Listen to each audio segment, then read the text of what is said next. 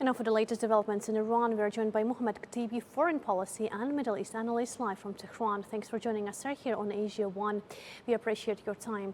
Well, Mr. Khatibi, Ayatollah Mojtaba Khamenei has declared that avenging his father's death is the demand of the nation.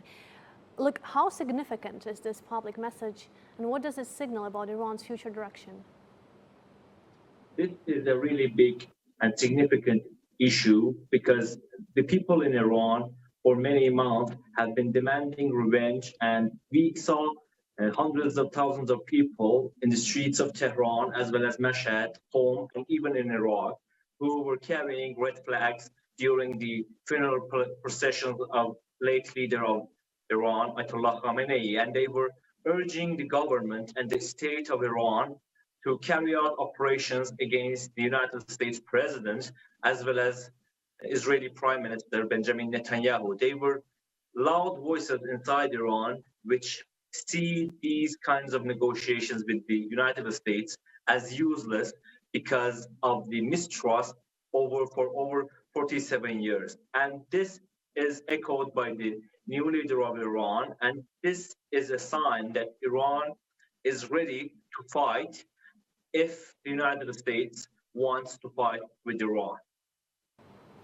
Look, Mr. Khatibi, do you see Mojtaba Khamenei's remarks primarily as a message of national unity and deterrence, or let's say, could they indicate actually a shift toward a more confrontational policy against the United States and Israel? I think the message of this leader shows that Iran is ready to fight, and it will not give in the pressure by the United States or any other player in the region. And the United States and President Trump's threats against Iran are not working on the Iranian leadership. And this message shows that Iran will not come to the negotiating table under any sort of pressure. And if the United States scales up its operations against Iran, Iran will not hesitate to act immediately after the launch of attacks against its territory. And if the United States implements a new kind of blockade against Iran, Iran for sure will close the Strait of Hormuz in response. And if the United States attacks Iran's civilian infrastructure, Iran will respond by targeting civilian infrastructure like oil infrastructure in the region. And this message completely shows that Iran will not back down, and it wants to be talked to in a position of strength. Look, now the whole world observes this kind of back and forth, step ahead and step back. And a very important question here is, Mr. Khatibi, Iran's UN ambassador has warned that Tehran may no longer consider itself bound to the memorandum of understanding if Washington continues violations. Look, how serious is this warning, and could it bring the agreement to the brink of collapse? So from the day announcement of this ceasefire and the announcement of the MOU, the United States has not been committed to this MOU. And for example, the issue of Lebanon, Israel continued to target Lebanese territory and occupy Lebanese land, even when there is a clear article in the MOU which prevents and urges the war to stop in all fronts. Also, the United States has agreed for Iran's control over the Strait of Hormuz. But right now we are seeing that by trying to open a new corridor in the Omani side of the Strait of Hormuz, the United States wants to undermine Iran's control over the strait, which is not tolerable by the Iranians. Also, the United States insists on some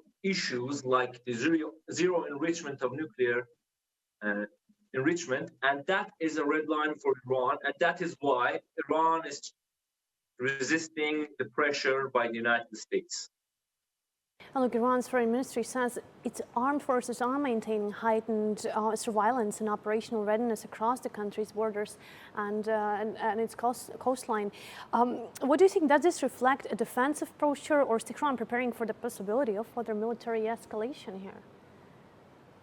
From day one of this war, Iran acted defensively, and it was the United States and Israel which targeted Iran and pushed Iran to close the Strait of Hormuz. Right now, the posture has not been changed, and Iran is responding to attacks by the United States and proportionately is targeting the US assets and bases in the region. If the United States scales up its attacks against Iran's civilian infrastructure, Iran will retaliate by targeting regional infrastructure. That may include Saudi Arabia's oil infrastructure, UAE's pipelines, and even Iran may persuade the Yemenis to close the Strait of Bab el-Mandeb, which will put another shock into the global economy, as well as close the Strait of Hormuz, like during the war, which Iran has now a bigger leverage over it because of the whole situation.